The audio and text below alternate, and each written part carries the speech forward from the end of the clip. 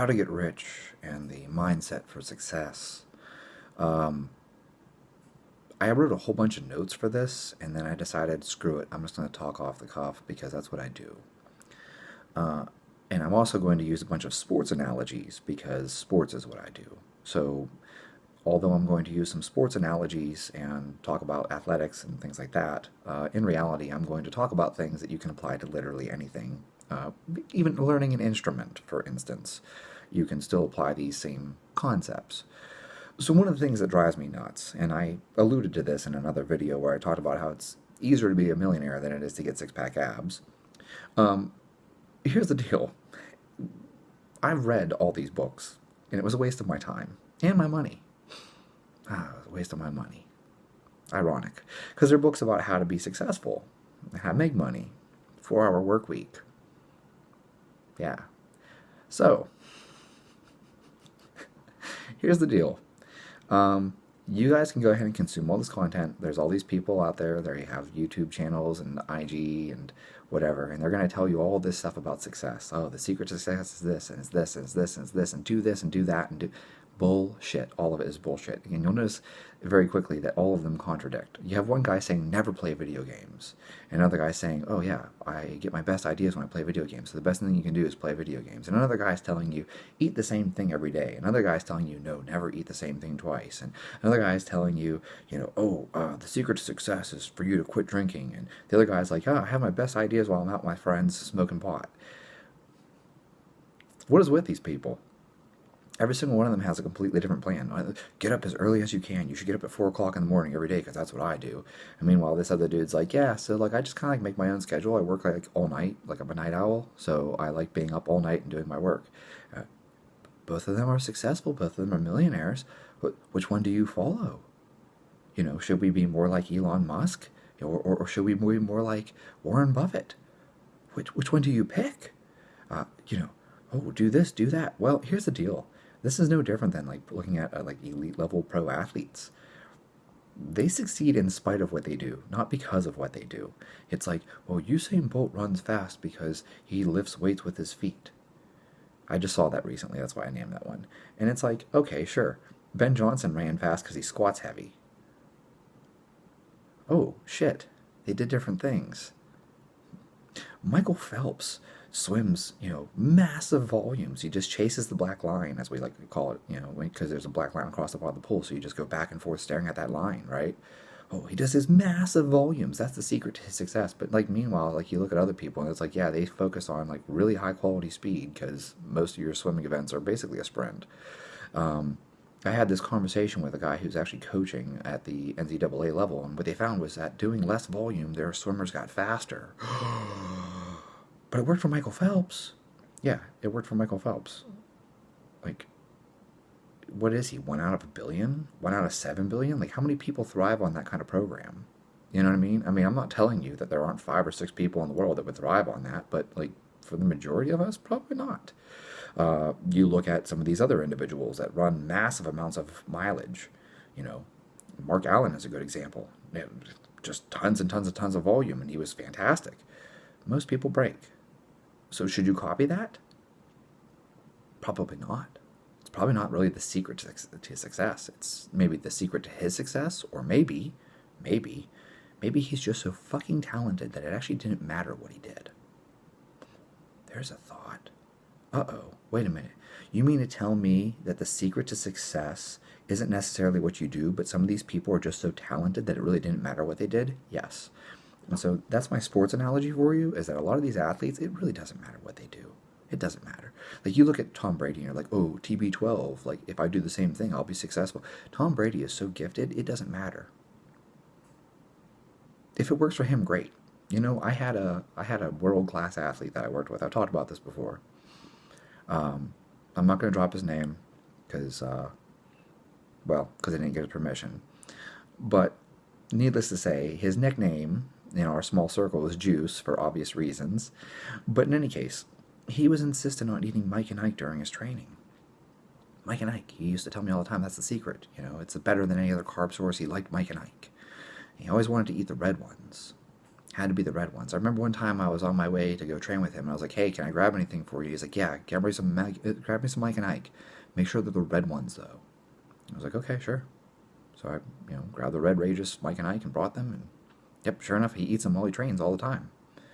One time I asked him, "What's so special about the red ones?" He says, "They taste better." And that's it. They taste better. Do you think there's really anything special about Mike and Ike, or do you think he could have got the same results eating Jolly Ranchers? Vitargo? Some expensive, highly branched cyclic dextrin? No, unfortunately, the secret to success, as we see even with people like GSP, who has done everything from gymnastics to track and field type training to heavy weight training to whatever, he's good no matter what he does. It doesn't matter how he trains. The fact that he trains is all that takes. It's like, yep. If you went to Ronnie Coleman, you were like, "Hey, Ronnie, I trained my calves and like they're just not getting any bigger." Ronnie's gonna look at you and be like, "Train them harder," because it worked for him. Like, you can't go to Ronnie Coleman and be like, "Hey, man, what's the secret to having huge quads?" Ronnie's like, "I just squat." What? you know, it works for them because they're the genetic elite. It's not like if you copied Usain Bolt's program that you somehow would run a sub 10. It just doesn't work that way. They're so genetically elite that it doesn't matter what they do, really. And that's the truth about success, even in other fields. This 10,000 hour rule, 10,000 hours, 10,000 hours, 10,000 hours. Oh, they looked at these violinists and these virtuosos and they were like, well, they put in 10,000 hours of practice. Not really, actually. They actually just asked them, "How many hours do you think you've practiced?" And people just kind of gave a rough estimate. The number wasn't even 10,000. It was something else. But the author felt that 10,000 sounded like a good number. Now, this is something important to consider here. Do you really think it mattered? Do you think that they were elite well before the 10,000 hours? Probably. Probably. And I can share this with you. I'm not trying to pretend like I'm some great musician or something, but I was still wearing diapers when I first started playing piano because my dad was a musician. And so I would sit on his lap and I would push the keys on the piano. And my dad would sit there and play, and he would show me which keys to push.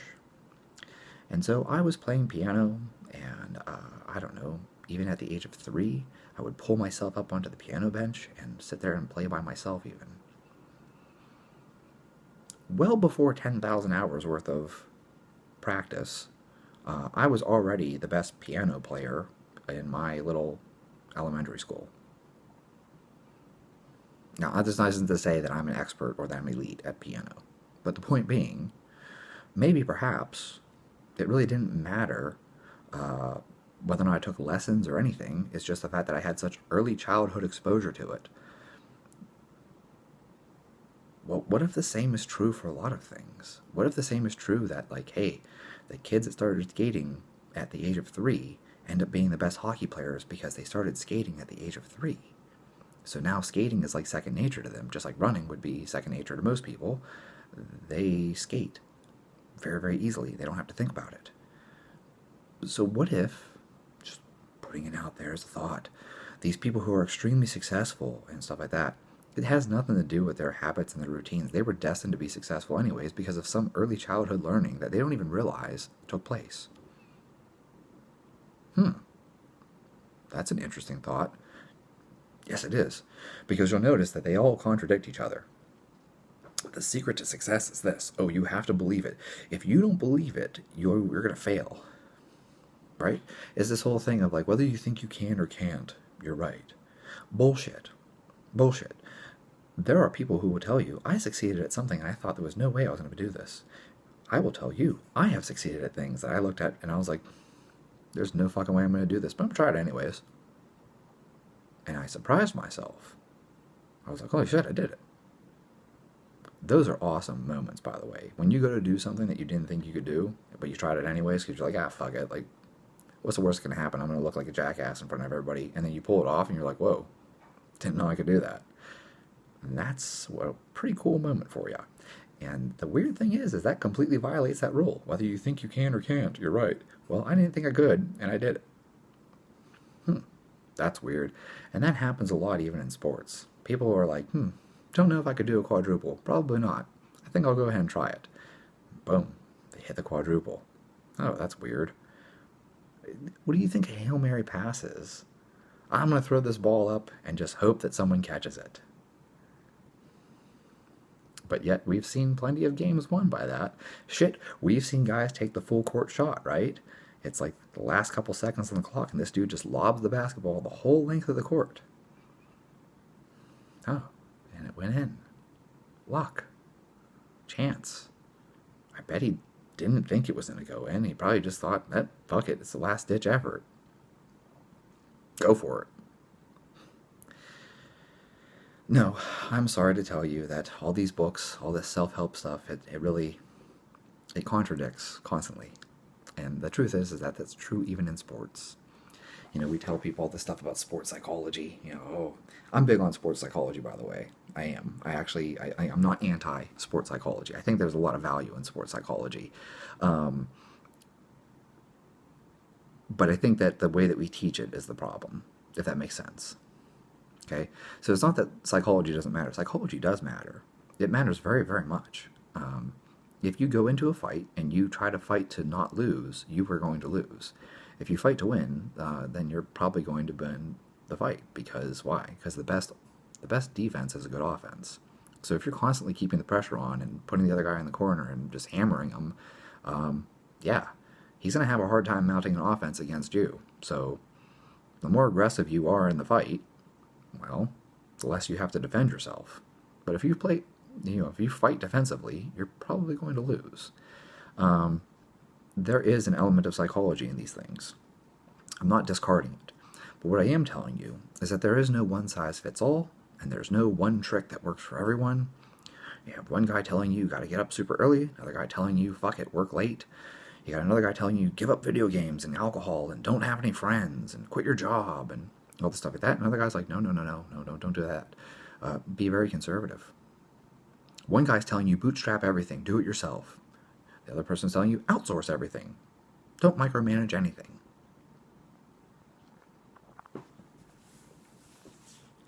Which one am I supposed to listen to? Another thing that I want to point out to people is that how much of this is fake. That's another quick thing to point out. So this is more relevant to the self-help stuff than it is to the sports stuff. But, you know, how to get rich. Let me tell you how to get rich. You get rich by writing a book telling other people how to get rich. That's how you get rich. Yes, fake it till you make it. Lie and deceive until you become successful. So pretend to be rich, and I'm going to tell you how to get rich too. And that was how I'm going to get rich. I'm going to get rich by telling you how to get rich. Does anyone else see the problem with that? I'm going to write a book telling you how to get rich. Now, right now, I'm fucking poor and I don't have anything, but I'm going to pretend like I'm rich. I'm going to rent a Lamborghini and I'm going to rent out an Airbnb that looks like a fucking mansion. And I'm going to sit here and tell you about how I'm so successful. Look at my Lamborghini and look at my Rolex watch that I borrowed from a friend or I bought off some guy for $10 on the street in DC. It doesn't actually work, but it says Rolex.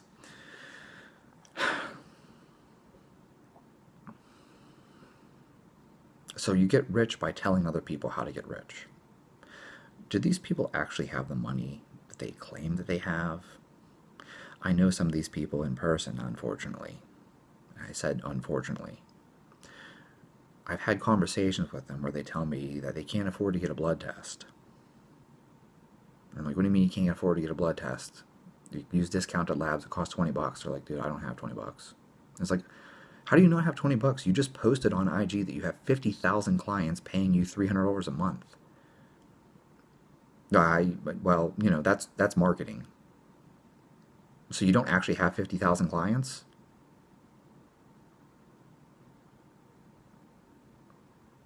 Okay.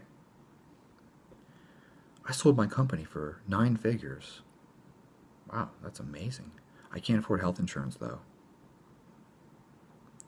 You have at least a minimum of $100 million and you can't afford health insurance?